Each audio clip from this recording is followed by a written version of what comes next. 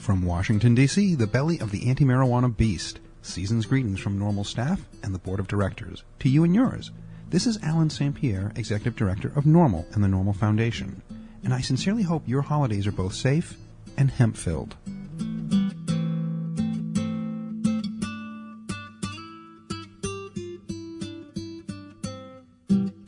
Hi, this is NORML founder and legal counsel Keith Stropp, wishing you a happy holiday from NORML. Let's use this time with family and friends to rededicate ourselves to ending marijuana prohibition and stopping the arrest of responsible marijuana smokers. Happy holidays.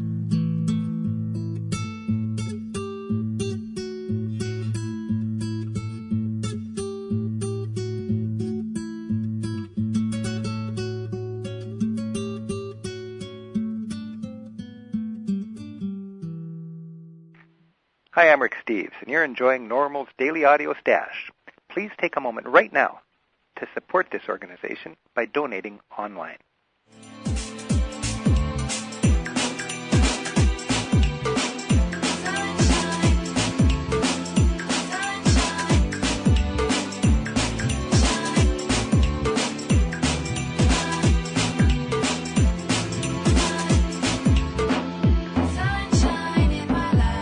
Produced and distributed by the National Organization for the Reform of Marijuana Laws in Washington, D.C.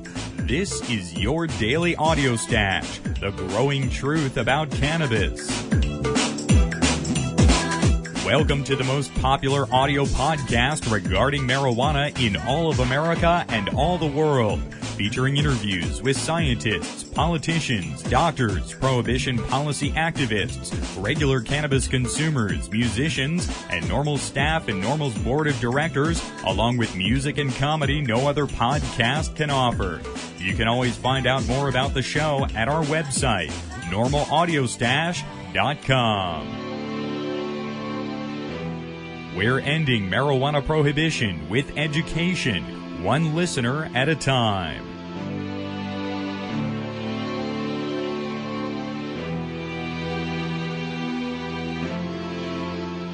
Welcome back here to the Audio Stash today on Thursday, December 13th. I'm your host, Chris Goldstein.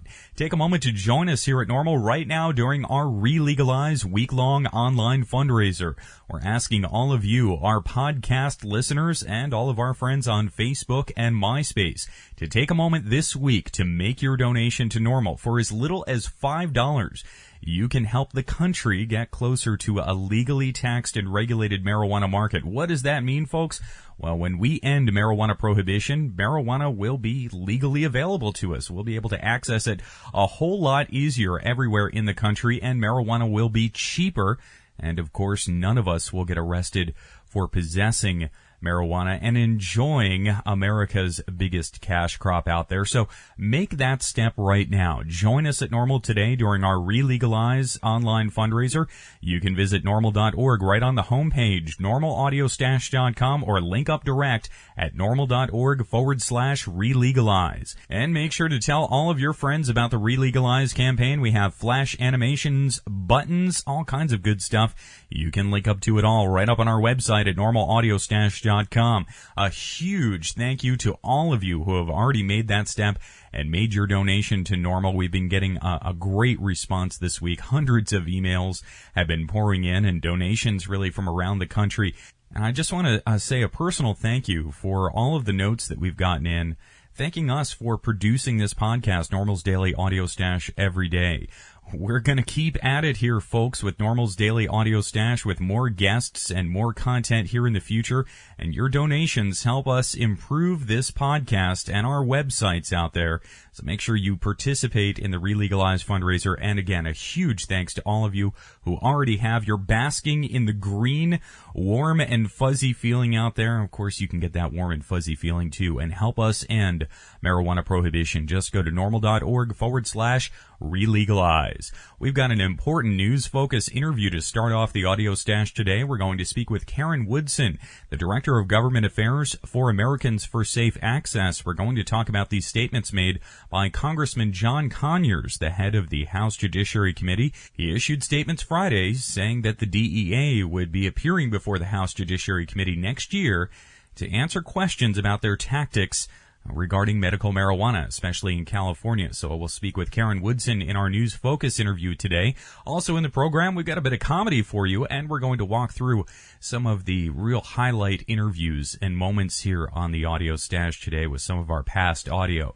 Got a huge show for you tomorrow, lots of music and comedy, and some special guests as well. Everyone here on the podcast this week, well, we all want you to get involved with the Re-Legalize campaign. Again, links to everything right up on our website at normalaudiostash.com. We have a lot to get to today, so let's open up our stash with our News Focus interview.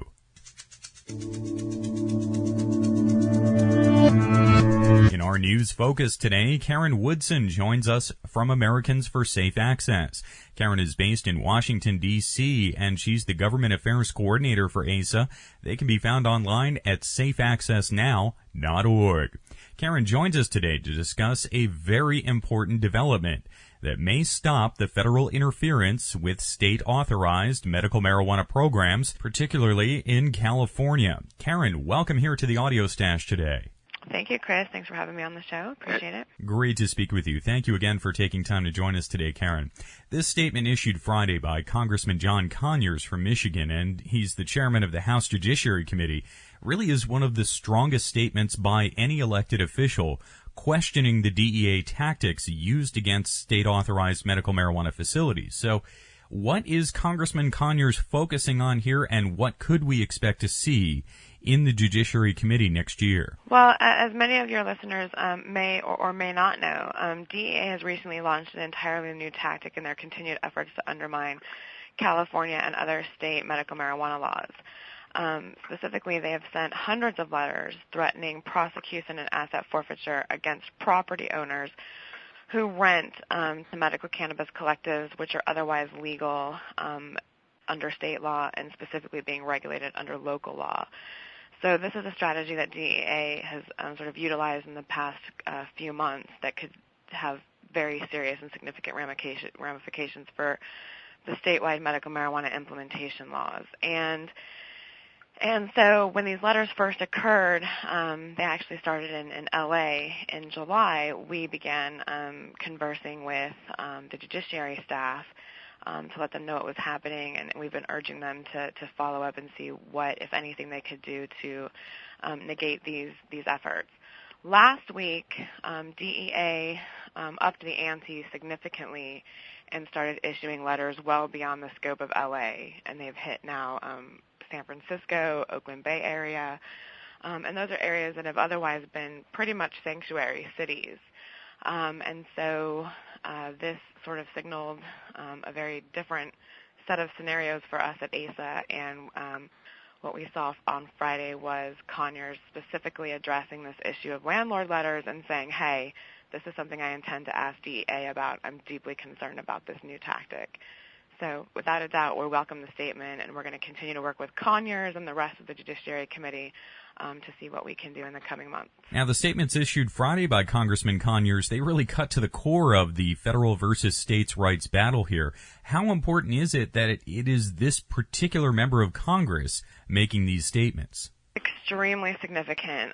Chairman Conyers, as the chairman of the House Judiciary Committee, has wide latitude and significant discretion to hold DEA and also the Department of Justice, Attorney General Mukasey, to the fire to specifically ask them what's the goal and purpose of these tactics? Are these tactics effective? How much money and resources being spent on these tactics? And then John Conyers can also work with groups like ASA and the other national reform groups working on this issue to come up with solutions and urge DEA to figure out a way to respect the space and the integrity of state law, while maintaining their front against illegal drug use. One of the other entities filing a lawsuit around these letters is the Arts District Healing Center, and I was actually there at that facility in Los Angeles just after they were raided by the DEA this October.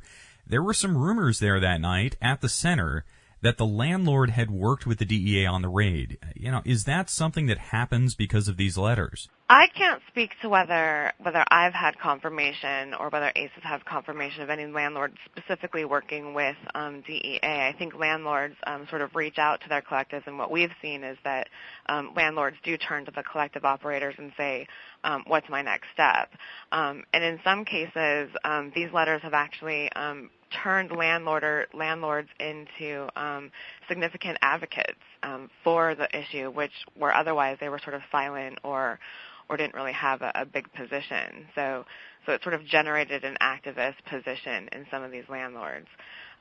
When a landlord does receive a letter, what they can do is call Americans for Safe Access, reach us on the line or by phone, and we've got sort of a packet kit that we give to the dispensary operators, letting them know exactly what's going on, what they can do to fight back, and what ASA and other organizations are doing to affect some sort of response from the federal government. And Karen, the letters themselves, they're simply a threat. I mean, they're not a notice that the authorities will definitely seize the property or pursue criminal charges against a landlord, but it's a threat to try and get the landlords to evict the facilities. Right. These letters are sort of putting the landlords on notice, and what's unfortunate is that when the landlords then contact the DEA, they're sort of confirming that they are participating in an illegal activity. So that, again, it puts these landlords in an awkward position because the letters do specifically request the landlords contact the DEA. They're having an effect to some extent, but this tactic alone, no. I mean, I think this is the last. You're seeing a very, the dragon's going down, and this is their last, ditch effort to really come down hard. And I think what the statement from Conyers is indicating is that, DEA, you can continue these tactics, but at some point you're going to have to answer for them, and holding third-party landlords responsible for what otherwise is legal activity and generating tax dollars and getting in the state of California may be a step too far. Is that tax aspect becoming more of an issue, Karen? I know the Board of Equalization at the California Governor's Office was looking at collecting sales tax on all medical marijuana sales in the state, and many of the dispensaries and facilities actually already pay state and county taxes voluntarily. But is that having more of an impact? The fact that both the local and state governments have this revenue stream coming in, they don't want the federal government interfering with. Well, I think it's vindication for a lot of policymakers, specifically policymakers who have been advocating a long time that looking at reform laws could maybe generate tax dollars for the state. Specifically with respect to the taxation issue in California, that is something that I hope, when we raise that issue with Chairman Conyers, it's something that he'll take note of. It is actually definitely having an impact on the ability of California to collect the taxes that are rightfully due to the state from these collective operations. Unfortunately, we know that DEA has specifically stopped checks going to the Department of the Board of Equalization and route and have put a stop on those checks after raiding facilities. So yeah, it's having an impact, and I think some folks in California will soon be looking at those impacts and trying to figure out what, if anything, we can do. And that's, I think, why it's important that people continue to engage Americans for Safe Access's campaign to urge the governor of California, Governor Schwarzenegger, to stand up and defend these state laws. And we've discussed here on the program that Governor Schwarzenegger has been conspicuously silent on the issue of medical marijuana in California, other than a few weeks ago saying to a European magazine that he thought marijuana was a leaf and not a drug. But is the fact that Congress is now going to look at this issue putting more pressure on Governor Schwarzenegger to make some sort of stand here? Well, I think it will, and I think it goes well beyond Chairman Conyers' statement. I think every single Democratic presidential candidate has come out urging that they would change these, do something with these tactics, or at least not employ the same tactics that the Bush administration has been employing these past 8 years. Governor Richardson has definitely stepped up and has issued multiple press releases concerning this while the campaign has been going on, and his most recent platform for HIV/AIDS includes a provision that would provide at least HIV/AIDS patients the right to use medical cannabis to control pain. So I think there is, not just on Governor Schwarzenegger, but on the entire Congress and the entire nation as a whole, that's saying, hey, this is something we need to look at, take a much closer look at, and maybe change some of the policies and laws that govern federal policies, and see if we can start to bridge the gap between the state and federal law.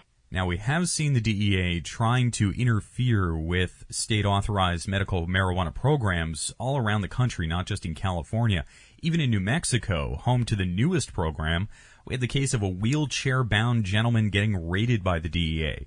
But if the DEA is, as you said, taken to task for these tactics by the House Judiciary Committee, could other states then feel a bit more comfortable enacting more medical cannabis programs around the country? I certainly hope so. I actually live in Maryland, and there's been some activity over the past few years to try to get Maryland to change their law. I know that the federal government issue in federal law is a very strong and consistent argument that our opposition in Maryland tends to throw our way. So personally for me, living in Maryland, knowing that the state will be considering changes in the law soon, I absolutely probably join the rest of your listeners that do not live in medical marijuana states to take this as a strong sign that yeah, hopefully we can have some beat back, and that this will have a positive effect on reform efforts in these non-medical marijuana states. Righto. We're with Karen Woodson with Americans for Safe Access. They can be found online at safeaccessnow.org.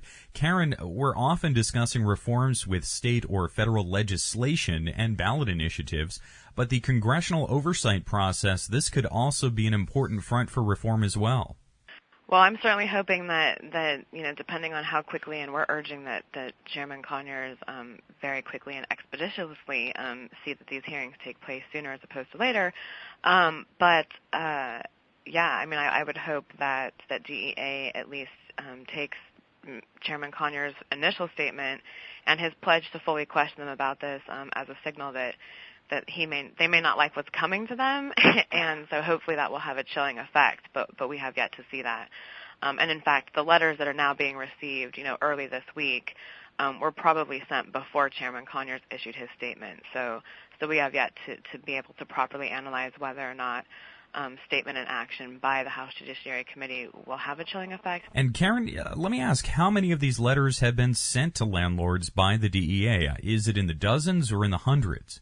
It's in the hundreds, without a doubt. It's in the hundreds. They first started to be delivered in L.A., and now we've got them in cities across Orange County. We've got them in Malibu, Long Beach, Santa Barbara, the city of San Mateo, the city of Sacramento, city of Berkeley, San Francisco, Fairfax, Oakland, Santa Cruz, and San Mateo. So this is becoming a statewide tactic, by DEA, similar to the raid tactics. We've also seen some counties and municipalities try to enact ordinances to ban medical cannabis facilities in California. Karen, is there any indication that those local governments who don't like medical cannabis have been working with the DEA on this? There's no indication that local authorities are working with DEA. I mean, I think DEA is getting the addresses of these facilities and the property owners of these addresses as public information. We have yet been able to confirm that city officials are actually working with the DEA. But whereas some of the cities that, have ordinances working against regulating dispensing collectives, a lot of these cities do have ordinances regulating and permitting permitting the presence of these dispensing collectives. So it's tough to say sort of why or how DEA is targeting different landlords or different collective operations, and that's certainly hopefully something Chairman Conyers will ask DEA directly. And finally today, Karen, when the House Judiciary Committee does ask the DEA about these tactics, it's not just going to be Congressman Conyers, but the Judiciary Committee is filled with representatives from California. So there could be some well-informed and sharp questions from those whose local constituency have been directly affected by all of this. And the rest of those members of committee have in the past been significant allies on the issue of medical marijuana. So absolutely, and we are talking with not just Chairman Conyers' office, but also with members specifically California members of the Judiciary Committee, but also California members on the Appropriations Committee who, will have the fortitude and hopefully the foresight to question DEA when they come before them during appropriations hearings, so that we're not just hitting DEA, in the House Judiciary Committee, but they're also hearing, from the people who hold and tug their purse strings occasionally, so that sort of what we're doing is trying to hit DEA when we can and where we can at every opportunity that we have. Righto. Well, Karen, many thanks for joining us here today. This has been a great conversation looking at this issue further. I look forward to speaking with you again as all this moves forward in 2008. Thank you, Chris. Have a good day. Thank you again, Karen. Karen Woodson is the Director of Government Affairs at Americans for Safe Access. They can be found online at safeaccessnow.org. On their website, you can find links to Congressman John Conyers' statements issued Friday, December 7th.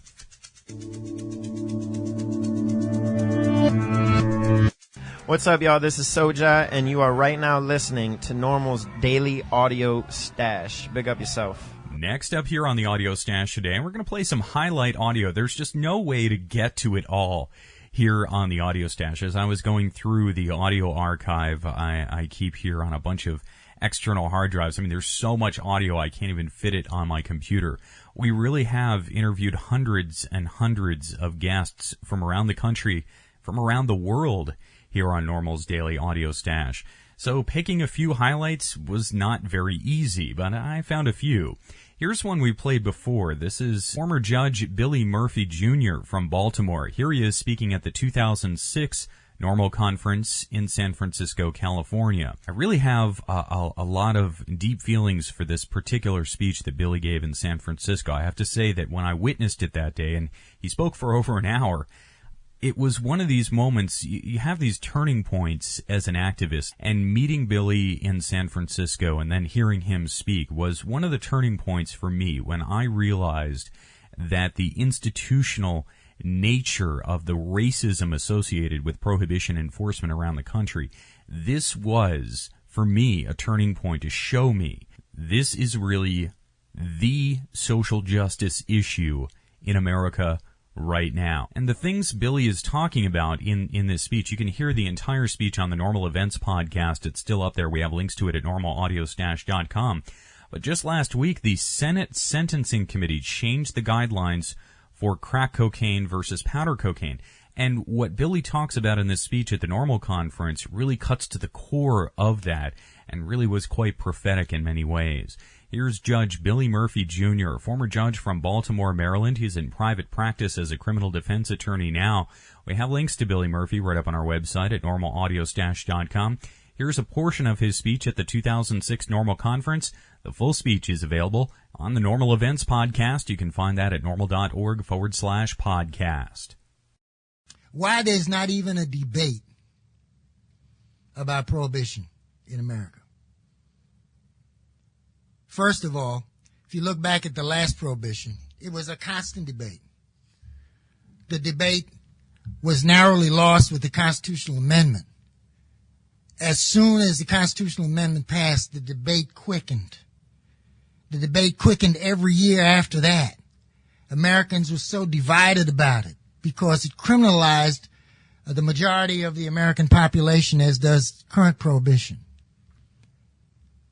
That debate gathered momentum. Voices from all parts of the country could be heard in and out of the law enforcement community. It was essentially an all-white debate because back in those days, black people didn't count for much anything. Let's be clear. Black people were not part of the organization of the movement for prohibition. Black people were not counted as the victims of alcohol abuse. Black people were not counted among the criminalized for alcohol abuse. This was a fight waged homogeneously by white Americans about white Americans for the benefit of white Americans who were being criminalized as white Americans. Now let's segue to the next stage. There was this underground civil rights movement going on at the time. It was not a majority movement. It has never, incidentally, been a majority movement. And all of these black people of African descent in America who were the sons and daughters of the sons and daughters of the sons and daughters of slaves, no longer intimidated by risking their lives back home. That the civil rights movement sprang anew. It had adherents among people of goodwill in the so-called white community. And by the way, just let me give you a footnote here. I abhor race classification. I think it's the dumbest thing that's ever happened in the world. I think no good can come of it remaining. I am not a black man, even though I'm classified as one. You are not white folks, even though you're classified as such.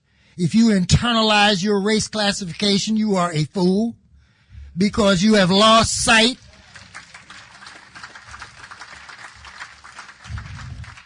of the fundamental human dignity which rises above classification of all kinds, save perhaps male and female, where there are fundamental differences that cannot be ignored.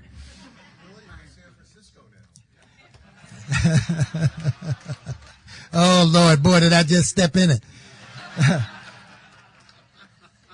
But I think you know what I'm talking about. And so I think race classification is total and complete bullshit. And the sooner we shed it individually, the better off we'll be. That's why in my more lucid moments, I refer to white folks as people classified as white, and as black people as people classified as black, et cetera, because that shows the ridiculous nature of our refusal to shed this irrelevant skin and see the beauty of the individual inside. But back to the point. So, now we're heading into the 60s. And several things happened during the 60s that need to be remembered. First of all, the 60s had a racist structure intact all over the United States. Law enforcement totally segregated. To become a black cop was to become a pariah. You couldn't get promoted. You weren't considered a full-fledged police officer, but you had to be there to legitimize what was going on in the black community. The black community was being policed essentially by white males who had been trained in the Henry Ford tradition. If you will remember, Henry Ford became an industrialist of great power and presence because he understood race in America. He was the last to unionize, and only the Great Depression caused the Ford Motor Company to unionize. You know how he kept from unionizing? He had a 3-part workforce. He pretended to be a liberal, but boy, was he cynical. 1/3 of the workforce was people who'd been here for 3 or 4 generations. White folks, so-called. The second part of his workforce were immigrants, people who were struggling to become Americans, who were the victims of prejudice, such as the Irish and the Italians and the Jews. And the third part of his workforce were African Americans from Mississippi, Alabama, Louisiana, who'd come up to Detroit via the Mississippi River for their first opportunity to work in American industrial jobs. And his approach was very simple. This wasn't humanitarianism because he was a deeply racist man. Anytime they'd be in the paint shop, for example, getting their asses kicked by the same toxic fumes because you get a Ford in any color as long as it was black. And you could hear the conversation. Damn, man, these fumes are fucking me up. And that would be the white guy. And then the immigrant guy said, in a barely discernible English dialogue or dialect, he'd say, yes, these fumes are fucking me up. And then the black man would say, these motherfucking fumes are fucking me up. And so they'd be having the same problem. And they would immediately go to the logical solution to the problem. Let's stop these paint fumes. This is dangerous. We're all working under dangerous conditions. Until Henry Ford's men would sneak on in and say to the white guy, look, I saw you talking to that hunky and that nigger. And He'd fall in line. Then they go to the so-called hunky, the immigrant. Hey, man, I saw you talking to that nigger. What were you talking to that nigger about? We don't talk to niggers here, blah, blah, nigger this, nigger that. And he'd fall in line. And then they'd go to the so-called nigger. And they say, nigger, are you crazy? I saw you talking to that white man. Do you want to lose your job? No, sir, boss. And so the show kept rolling. They never could agree on the things they had in common. They were divided on the basis of race and ethnicity. And when I look at the police force that we inherited in the J. Edgar Hoover, who was in his last days when I was growing up in this profession, that's the America I saw. The America where I couldn't go into any neighborhood in Baltimore except a black neighborhood. Where I couldn't go to school in Baltimore except to a black school. And when they had so-called integration, I was the only black in my class in junior high, high school, college. Massachusetts Institute of Technology would only admit 3 blacks a year in an entering class of 900 and some. I was one. I remember the other 2. One had a Jewish name, Ernie Cohen. The other was Bill Eagleson. And then law school, only black in my class of 129. I've lived this stuff. I know what happened next. And what happened next was very interesting. You had an explosion of anti-war sentiment. You had an explosion of recreational drug use. You had an explosion of militancy by the black community and by people associated with the movement. It was considered dangerous by 70% of the American white man in this country. They had the power. We were all on the outside. They had the means of jailing. They had the control of the legislative bodies. They had control in every major city in the United States. Many of them were deeply racist. What do you think they would do when they saw an opportunity to control this movement and limit this movement?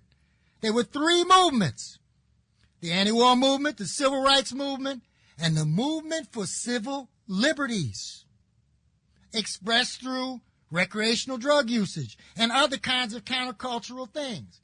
Changes in dress, changes in language, changes in First Amendment utilization. All of this deeply threatening to the white men who held the reins of power in this country. Up until that time, when drugs started to creep into the white community's consciousness, the predominant view was that drug addiction was not a crime. It was a medical problem. It didn't belong in the criminal courts. But when it became useful to view drug addiction and drug crimes as a tool to stop these 3 movements, well, it doesn't take rocket science to understand what happened next.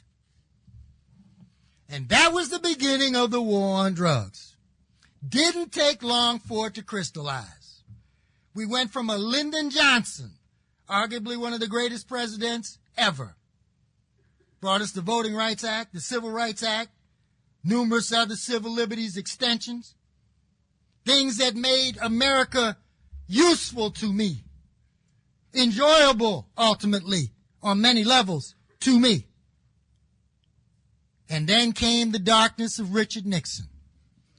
That was Judge Billy Murphy Jr. speaking at the 2006 NORML Conference in San Francisco.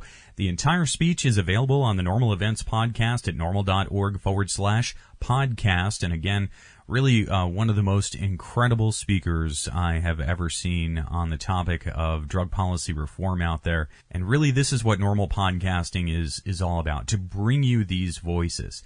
Now, we've done a lot of specials here on the program. It was an anniversary this year of the Presidential Commission on Marijuana and Drug Abuse that President Nixon had commissioned in the early 1970s. That Presidential Commission, of course, recommended that marijuana be decriminalized. President Nixon ignored that.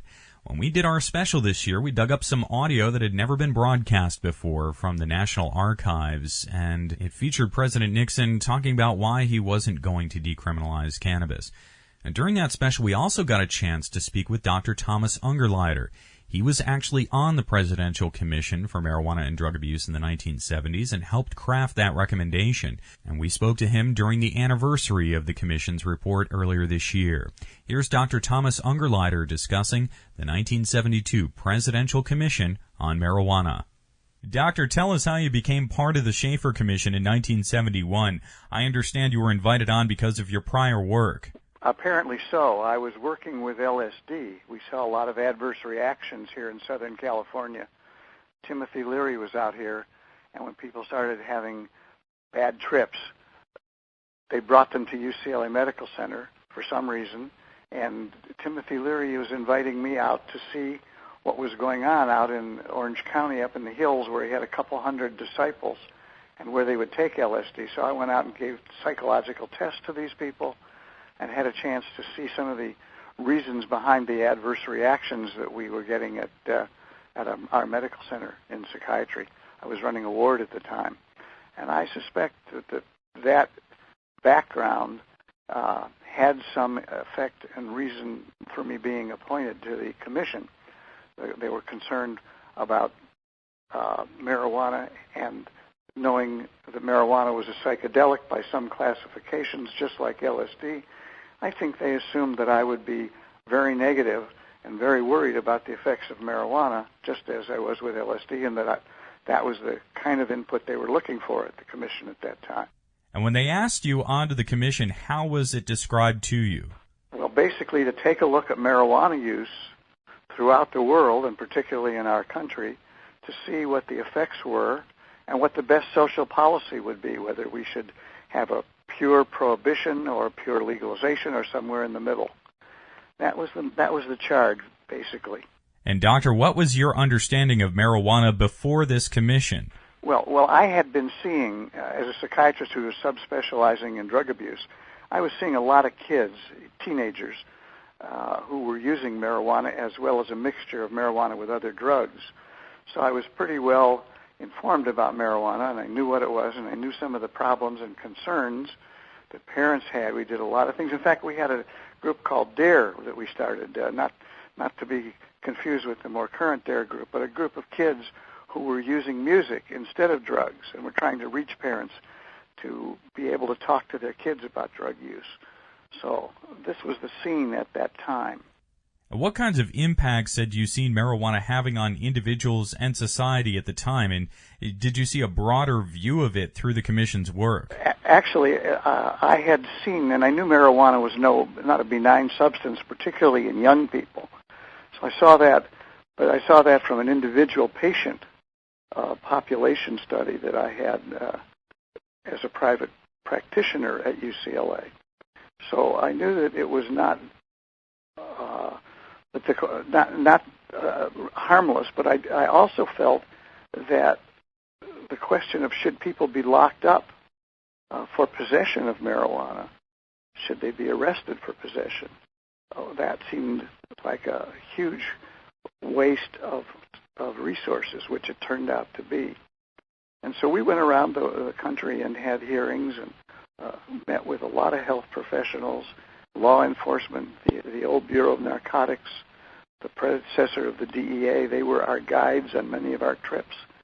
And we went all over the world looking and trying to find out how other countries handled this problem or didn't handle this problem. And doctor, tell us, were there any surprises for you in the course of the commission? Well, one of the big surprises was how much mythology there was about the fact that this drug would be taken and used, it could be misused, and could affect people so severely. And we found that throughout the world, they'd made adaptations to this. And in many places, there was de facto legalization, where people would use it and people would not have problems, and it would not be a real problem at all. But we were concerned to see how those models might be helpful or not helpful to what was going on in America. We found really that no, that looking at our statistics and things, we found that marijuana was not a threat to the health, welfare, or safety of our nation. But we didn't want to encourage it and suggest that we have an alcohol model where it was taxed and licensed and everybody would be advertising for it and encouraging it. We were concerned about that. So right from the beginning, we were trying to synthesize these two kinds of separate findings. And when the commission drafted the final report to be issued to the president and Congress, I know there must have been some compromises to reach this consensus in the report, but when you and your fellow members of the commission, what did you and your fellow members of this commission hope would happen based on your report? Well, we hope to raise the awareness of this, and we hope that states themselves would adopt some of these provisions, and indeed about 11 states with about a third of the population in the country did modify, based on our work, did modify their attitudes and legal policies towards marijuana. So that was kind of a good thing. And I think some of the people initially had no idea about marijuana, some of the commissioners who were not in medical areas. And they would say, well, we hear that in Morocco they lock people up and they have dungeons, and that seems to help. So we would go over there in Morocco, and of course they would say, what are you talking about? We don't do that at all. So we were able to dispel the myths about it for the commissioners. In fact, we named the report Marijuana Signal of Misunderstanding, and that is just as true today, I think. That was Dr. Thomas Ungerleider on the Audio Stash discussing the 1972 Presidential Commission on Marijuana and Drug Abuse, which recommended that marijuana be decriminalized. That recommendation ignored by then-President Nixon. And that was part of our full coverage of the anniversary of that commission, where we dug up audio from President Nixon himself and interviewed Dr. Ungerleider. We've done a number of specials throughout the last 18 months, covering that presidential commission, covering the history of the first federal marijuana prohibition arrests, covering the history of prohibition in general. It was the 70th anniversary of marijuana prohibition this year, with 1937's Marijuana Tax Stamp Act being the first federal marijuana prohibition legislation. Also here on the Audio Stash, we frequently cover breaking news in the scientific and medical arena of cannabis. And one of the big stories we covered was a study done about HIV patients and neuropathy, or nerve pain, and how smoked cannabis can really be effective to treat that type of pain. The author of the study is Dr. Donald Abrams, and he conducted the study in California. We get a chance to speak with Dr. Abrams right here on NORML's Daily Audio Stash. Here's a portion of that interview now. Dr. Abrams has worked as an HIV and AIDS caregiver and is now focused on cancer care. He joins us today from San Francisco via phone. Dr. Abrams, thank you for taking time to speak with us here on the Audio Stash today. Thank you. It's a pleasure to be here. Thank you again, Doctor, for taking time to join us here today. There's been a lot of interest surrounding this study around the country.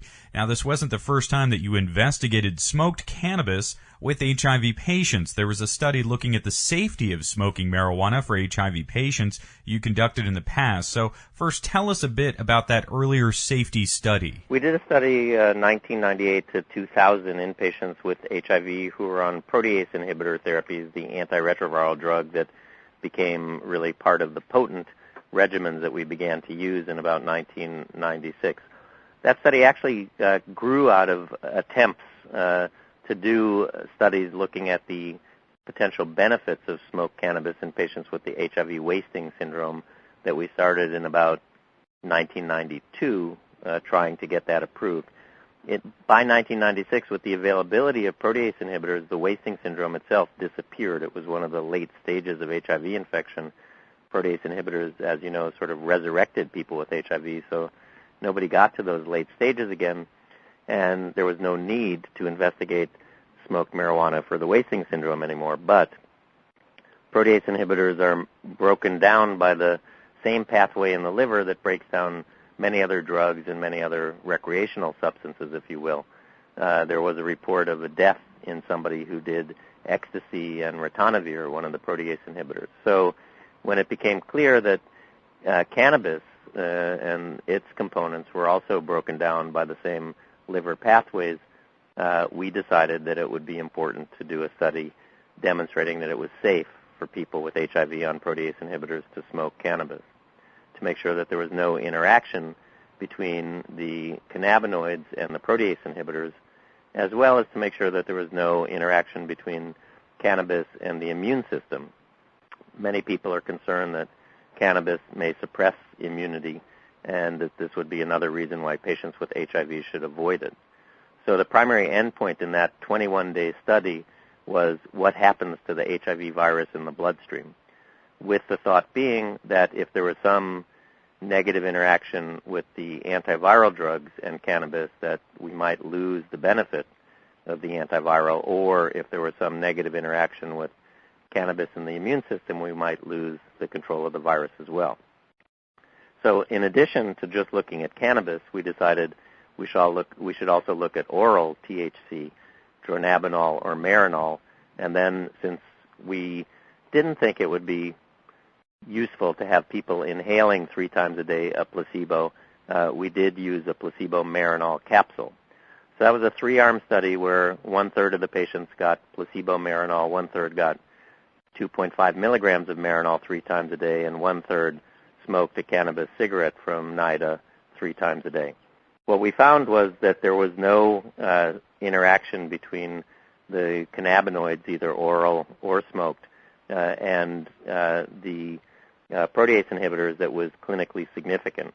We saw no change in the level of HIV virus over 21 days in the patients, and if anything, we saw some sort of intriguing potential improvement in the immune system in those patients receiving cannabinoids, both in the levels of the CD4 helper T lymphocytes, the cells that usually get destroyed by HIV, as well as in the levels of the CD8 suppressor lymphocytes, the cells that suppress virally infected cells. So that was pretty intriguing. We saw no evidence of damage to the immune system, and we concluded that cannabis over the short term, this was only a 21-day study, and using NIDA cannabis, which is relatively low potency, was safe in patients with HIV on protease inhibitors.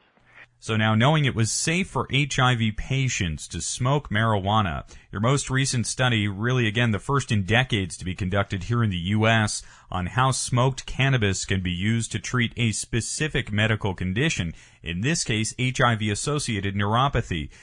Dr. Abrams, tell us how these patients experience this neuropathy. Neuropathic pain is damage to nerve endings, usually in the feet, also sometimes in the hands. And it's a burning sensation or a tingling or a numbness or actually a sharp pain for some patients. It varies from patient to patient. The cause of it is either from HIV itself infecting the nerves or from some of the earlier drugs that we used in the treatment of HIV, particularly the dideoxynucleosides, DDI, DDC, and D4T. They were all related with nerve damage, probably by damage to the mitochondria, the energy-producing organelles in the cells. It's felt that about 1/3 of the patients with HIV will experience neuropathy at some point during their life. Neuropathy is also very common in diabetics, and also patients receiving chemotherapy can develop neuropathic pain. So we only studied HIV in this particular trial because those are patients that I have access to as an HIV care provider. We don't know if the findings from our study could be extrapolated to patients with other sorts of neuropathic syndromes. We were able to study this because of the creation of the University of California Center for Medicinal Cannabis Research. In general, the National Institute on Drug Abuse is mandated by Congress only to supply cannabis for research studies looking at its safety, not as its potential to be a therapy, because Congress says that substances of abuse should be studied only as substances of abuse by the National Institute on Drug Abuse. So with the creation of the Center for Medicinal Cannabis Research at the University of California in 1999, we had the opportunity to get funding to support studies looking at the potential medical effectiveness of smoked cannabis. And this study is the first of the Center for Medicinal Cannabis Research studies to reach fruition and be published. We're with Dr. Donald Abrams of San Francisco's General Hospital. He led a study funded by the Center for Medicinal Cannabis Research at the University of California, investigating neuropathic pain reduction through smoked cannabis with HIV patients. Dr. Abrams, before this study, was a reduction in HIV patients' neuropathic pain, something that was anecdotally reported by those living with HIV and AIDS when they smoked marijuana. Yeah, there's been preclinical evidence in animal studies that cannabis may be useful in neuropathic pain models, things that they do in mice and rats, for example, that simulate the picture of neuropathic pain in humans. And, certainly we have had anecdotal reports over the years of patients saying that, gee, when I smoke cannabis, my neuropathic pain is better. We also did, prior to the randomized placebo-controlled trial, a 16-patient open-label study in which all the participants were prescribed smoked cannabis, no placebo, so that we can assess, number one, whether it worked, and number two, if it did work, what the effect size was, so that we could calculate then the sample size for the randomized placebo-controlled trial.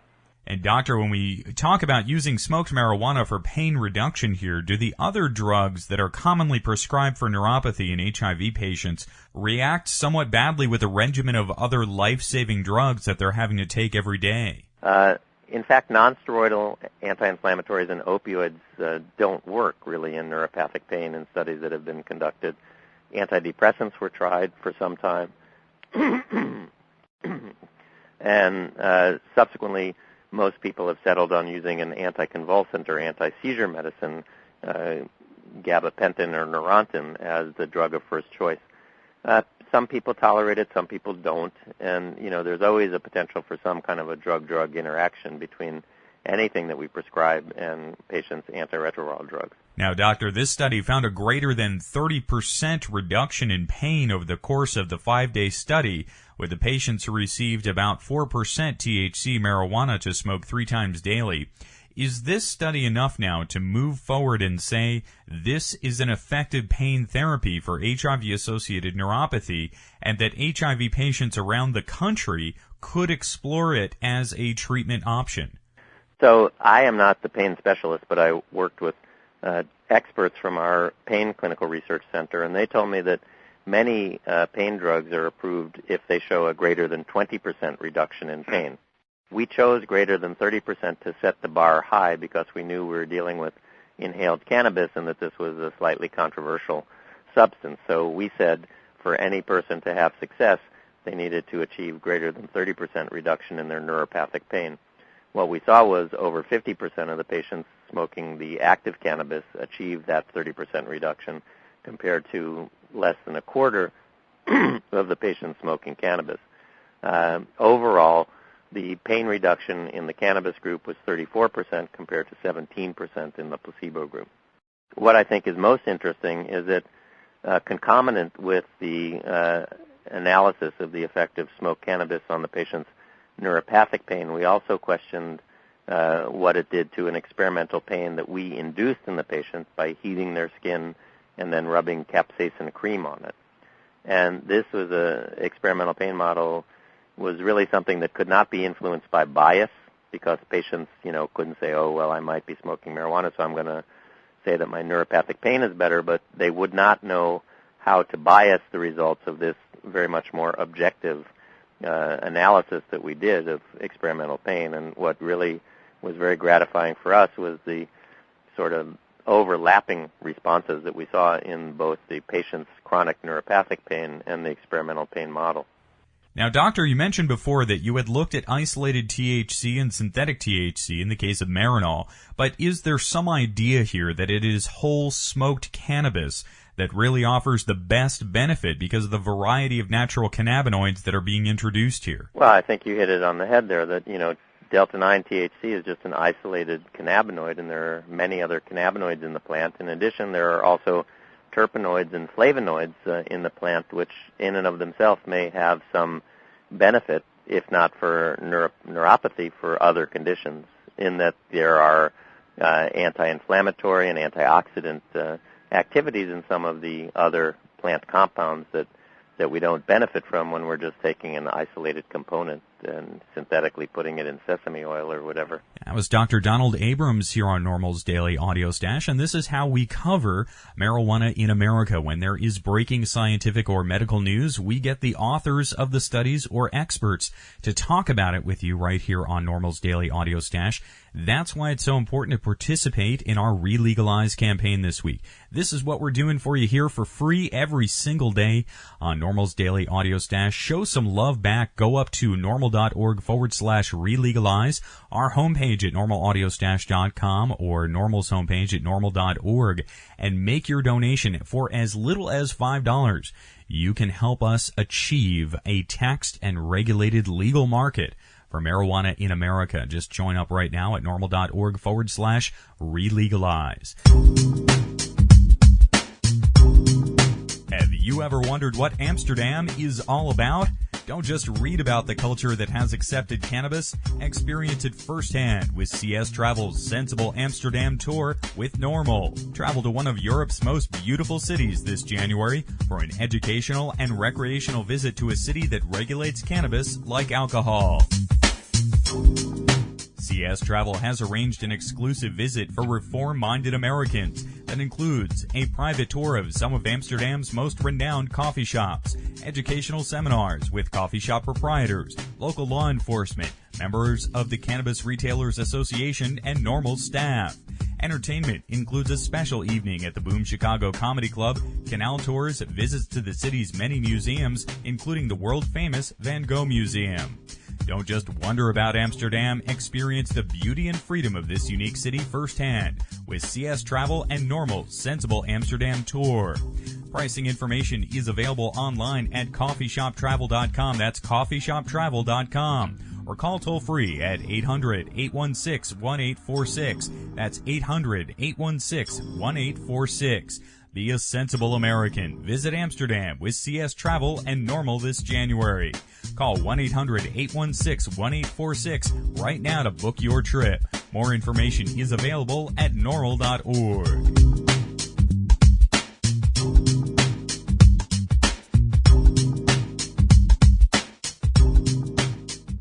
What's up, everybody? This is the infamous Bobby Black from High Times Magazine, and you're listening to NORML's Daily Audio Stash. Stay cool. Make sure you take a moment to join us here today during our Relegalize campaign. Make your donation for as much as you can at normal.org/relegalize or normalaudiostash.com. We're going to get out of here today with some comedy. Here is some good stuff that we found. Some of this is from MySpace, some of it's from the Pot's Greatest Hits, but we all need a good laugh on Thursday afternoon. One time in high school, my mom walked in on us getting high. I hate when that happens, because then you got to get her high. I can barely support my own habit on the allowance you give me. Raise my allowance, maybe I'll get you high more often. There are a lot of myths about drugs. A lot of people think marijuana affects your perception of time. That is not true. Marijuana does not affect your perception of time. What it does is, it actually alters the space-time continuum. It changes reality, not your perception. I think pot should be legal, though, of all the drugs. Certainly, yeah. I think there's a drug problem in America, but we should treat it as a health issue, not a criminal issue. Because smoking a joint is not a crime. How can it even be a crime? Who's the victim? The other night I said that, and a woman goes, "You're the victim." I'm the victim. Okay, well, what if I don't press charges? Can I go now? It's okay, officer. I decided not to press charges. I'm going to let myself off with a warning.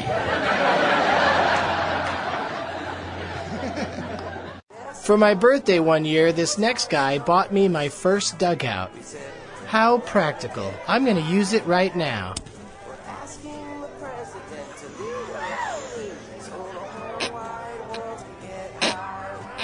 This is my good friend Brian Posehn.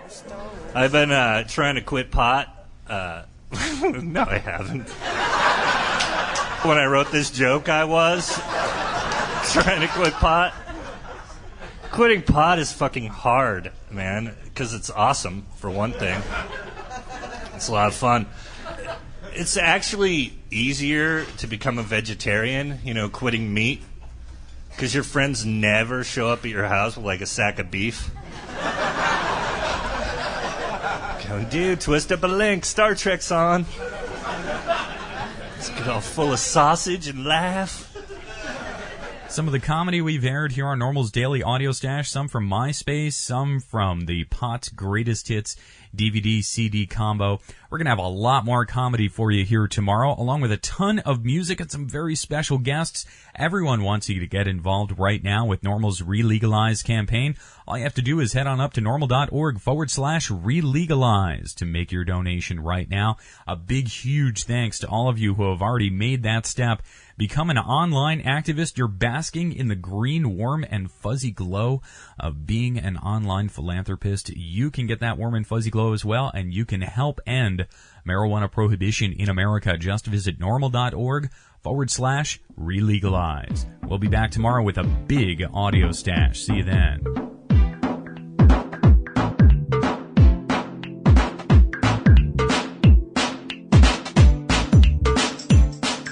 Listening to Normal's Daily Audio Stash, the growing truth about cannabis. Make sure you visit our website at normalaudiostash.com. That's NORMLAUDIOSTASH.com for more information about every day's show.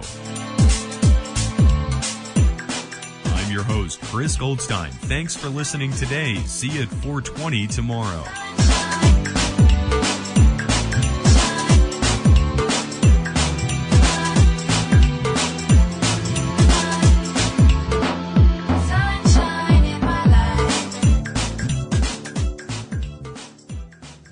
The podcasting technology of Normal is made possible by Red Aphid Interactive Media. More information at redaphid.com.